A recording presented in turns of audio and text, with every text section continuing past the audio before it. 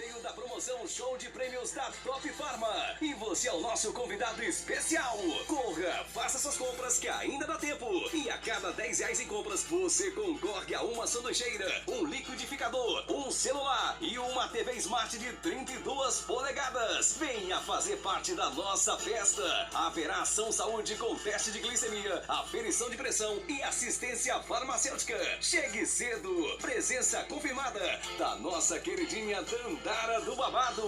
E aí, queridinhos? Aqui é a Dandara do Babado, a bicha do Fuá. E eu quero convidar você pra comparecer na Top Farma, porque haverá um... É Guanabara e vem.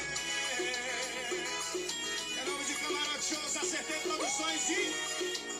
Pegue as suas coisas, pode se mudar pra minha vida. Top Farma. Informa. A hora certa. 4h46. Fofocas, tititi, lero-lero. Agora você ouve mais um babado. Segundo informações do site O Fuxico, a apresentadora Xuxa Meneghel passou por um procedimento cirúrgico no último final de semana. A apresentadora está com um novo filme, Uma Fada Veio Me Visitar, se ausentou das gravações que estão acontecendo a todo vapor para fazer uma lipoaspiração.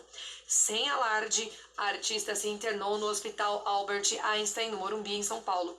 Eu sou Vanessa Cairone, já tem mais. Aqui você fica sabendo tudo sobre a vida dos famosos. Babado!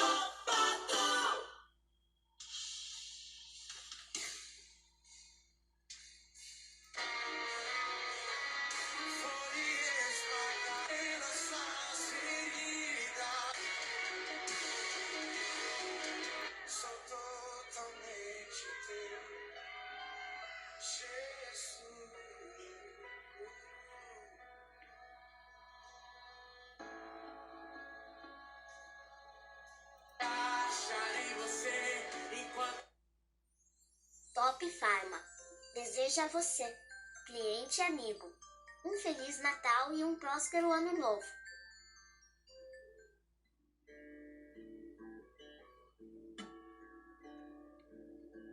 Feridas ferem pessoas. Pense nisso. Por que você pede as estribeiras? Por que você evita o conflito?